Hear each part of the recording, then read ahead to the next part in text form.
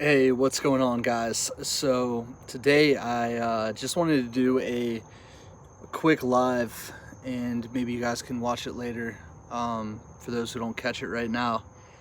But basically, my AC turned on just as I was doing this. So basically, I wanted to discuss about how I failed as an entrepreneur, and it sucks saying that. Um, because I've been doing this for 4 years now, and I've been on my own. I was able to, escape the 9 to 5 grind that everyone talks about, being locked to a desk. Well, I'm right back there. I actually, because of this whole Walmart thing, because of the way that dropshipping has gone for me recently, I decided to go back to work. And I'm not looking at it as a negative right now. I'm looking at it as I'm extremely grateful that I had the background to be able to get a job again as soon as things started not going my way. It'd be a lot different if I didn't have all my money locked up in Walmart, and it would also be a lot different if I didn't invest, in crypto, which I still have.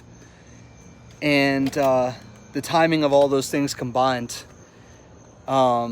basically have, put me in a situation where I had no choice but to get back into the workforce.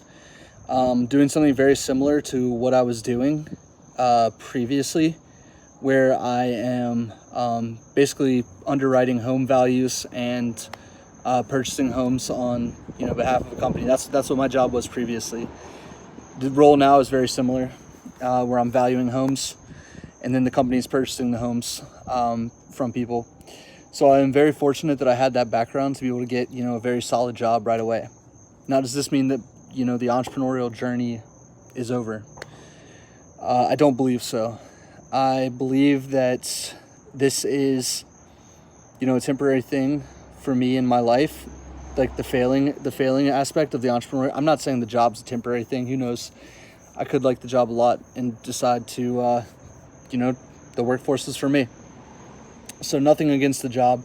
I'm very happy, very grateful that I have the job. But I always, want to do something entrepreneurial on the side now, especially after so much work was put into making the connections I've made, and kind of, getting used to the risk of being an entrepreneur. If I didn't have a girlfriend that, I've had for 7 years, I didn't have a mortgage, I didn't have a dog, I wouldn't mind just risking it all and just like saying, F it, and not getting a job, and continuing to just work full time on something else right now. But then unfortunately, that's not the case for most people. Most people have to have responsibilities they have to take care of, and that's kind of the boat I'm in right now. But now I want to talk about, like, I guess the title of the video, kind of clickbaity, how I failed as an entrepreneur. The first thing that I want to say about how I, got to this point was the fact that for basically, a year and a half period, kind of just let my business run itself. I wasn't very active in the business. I only kind of stepped in as things needed to be done. I wasn't really innovating too much. Yeah, I was selling on different platforms, and I was able to generate, millions of dollars of sales a year, but I wasn't doing anything to grow beyond that. And it almost felt like I didn't care about growing beyond that. And it's kind of a realization that's hit me now, after everything's gone down the way it's gone down. So first thing is, I would just say the same period that you guys didn't see me on YouTube being active was the same period that I was just being lazy as hell and focusing on other things not business related, like poker, or I was guilty of just wasting time watching Netflix and things like that. The things you hear about that just kill entrepreneurs, or just kill any potential you have. I thought that I had this automated business, just going to last forever. Could wake up at 10 a.m., take my dog for a walk, say what's up to my employees, have them do everything, maybe randomly go on a flight to Vegas. And yeah, I guess that's the realization I've come to, is just the pure laziness and not really putting too much effort into my business the past year and a half, which that's all on me. But regardless, dropshipping is not that great right now, but at the same time, I didn't capitalize as much as I could have at the time. The next thing is not innovating enough, and that kind of goes along with not being in touch with my business. I had so much opportunity to go ahead and start the wholesale thing. I had so much opportunity to start the private label, so much opportunity to do other things entrepreneurial. My YouTube channel was going very well. I could have made courses and stuck with that, and been selling you guys courses this whole time. I didn't do that. So yeah, I didn't innovate. I didn't grow beyond dropshipping. So that kind of goes into the next thing with the risk. I took a lot of risk, especially with Walmart. I kind of just decided to go all in with Walmart. Obviously that's not a great situation now. It felt good at the time because I was making money, but now that Walmart's holding my money, I have no opportunity to do anything else with those funds. So I put a lot of risk out there, and if I didn't risk a lot by quitting my job at first and whatever, then you could argue that the past 4 years I wouldn't have been able to live like kind of a sick life where I just basically have been retired. But at the same time, the past year and a half where I haven't really been innovating or trying to scale my business at all or being active on YouTube, there also hasn't been a lot of meaning either, in terms of the entrepreneurial side of myself. So yeah, was lazy, took a lot of risk, didn't innovate into other businesses, which is, say, it goes with risk. I mean, if you have one source of income and you lose it, you're screwed. So yeah, that's kind of where I'm at now, and I'm really taking the time now to make sure I do it right this time. And when I say I'm taking the time, I'm still doing stuff. I'm just really focused on going slow and using the capital that I have now and the resources I have now, whether it's credit or whatever, while I'm waiting for this Walmart money. It could be 180 days before I get this Walmart money from the time they suspended me, which was 2 months ago. So I could have another 4 months where Walmart's holding the majority of my money. So I'm doing what I can with what capital I have, what resources I have, and I'm trying to do it right this time. And this job is, it's kind of a blessing. It's funny because I did the job interview 2 days before my account got suspended on Walmart. I wasn't even sure if I was going to take the job, even if I was offered the job. And then when my account got suspended, I found out I got a job offer a week after that.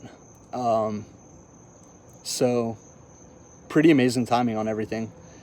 Had my Walmart account not been suspended and all of that, the reason I was doing the job interview in the first place is because I was already thinking about how slow the Walmart sales were, and I kind of needed something to fall back on.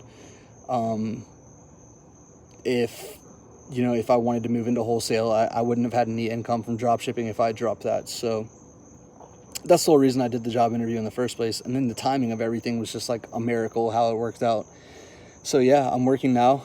I really like the job, and if I had to go back to work and work a desk job, this job seems perfect because it's fully remote. I don't have to worry about taking my dog Charlotte to dog care at all, or doggy daycare. Yeah, I don't know, like I'm still at home, you know, working during the day, like at my house. So it doesn't feel like, you know, like the same thing that I was doing before, where you got to wake up at 8, shower, hurry up and get to work, and then, you know, spend as much time in the office as you can to make sure management thinks that you're working hard. Because like that's what I hated the most about the last couple of roles I've been in. This one feels more like they're really looking at your metrics and how you're doing and performing, not just like FaceTime in the office, because it's obviously remote. So yeah, and it's a great company too. I don't want to say the company, but it's a huge company. Sorry, my low power mode came on there for a second. Yeah, it's a huge company, publicly traded. I'm sure you guys have all been on their website before. But anyway, yeah, that's all I wanted to say. And anyone who, you know, gets discouraged, fails, and has to get a job, I mean, just kind of want you to let you guys know that I'm doing that right now. And again, like this job isn't like a means to an end for me, because it is a good job, and like, you know, it could become like more of a career, and the company's really good. But I still, like, that entrepreneur side of me still has to have something that I'm doing on my own, which is, I mentioned several times in these videos the past like week, when I talked about this whole dropshipping debacle and Walmart holding my money, is the wholesale FBA with Ecom Solutions. And those products are starting to roll in, which is exciting for me. I mean, I'm starting small, have like $5,000 worth of inventory, but it's a good experiment, and I'm testing a lot, and I'm hoping that, you know, it goes somewhere. So my next goal, once I get my money back from Walmart, my next goal is going to be to use those funds as a down payment on another house, rent my current house, and start, you know, being a landlord too, and just creating different streams of income, so that not one thing can fail and it causes me to have to change my life around completely. So that's kind of where I'm at. And I'm excited for the future. I'm excited to grow in this job for a little bit. And yeah, I mean, it's been a fun ride doing the dropshipping stuff. And I mean, the ride's hopefully not over for me for the entrepreneurial side. I don't think it is. I think it's my choice. I think however much effort I put into it is going to be, you know, how much I get out of it. And the biggest thing I can say is I'm not like off to a great start in terms of like working on it like I did my eBay dropshipping business when I first started that. I was working on that. Like, there's nothing more I wanted to do when I got off work. When I started that eBay 4.5 years ago, the only thing I wanted to do once I was done with my 9-to-5 job was get home, eat, and then sit at the computer and just list items on eBay for, you know, hours and hours on end. So yeah, I want that mentality again, where, you know, I enjoy my job or whatever, and then I get off and I just have that passion, that like burning desire to just find new items to send into wholesale, right? And just keep building. Yeah, I mean, I think it's possible. I think it's all up to me, and we'll see what happens. I'll keep doing videos and updating you guys how it's going, and if I learn anything along the way, I'll definitely share it, like I did with the dropshipping stuff. The one thing I wish about the dropshipping is that I had started my entire journey from the very beginning, where like I didn't know what I was doing, but I was just doing it and learning. Because I think that's the most important thing for a lot of people, is even if they don't know what they're doing, you just have to do it, and you'll make mistakes, you'll learn, and that's kind of what being an entrepreneur is all about. Everyone starts from zero. So anyway, it's kind of a reset time in my life, and I'm looking forward to keeping you guys updated on everything. Thanks guys for joining the live, and yeah, have a good rest of the day.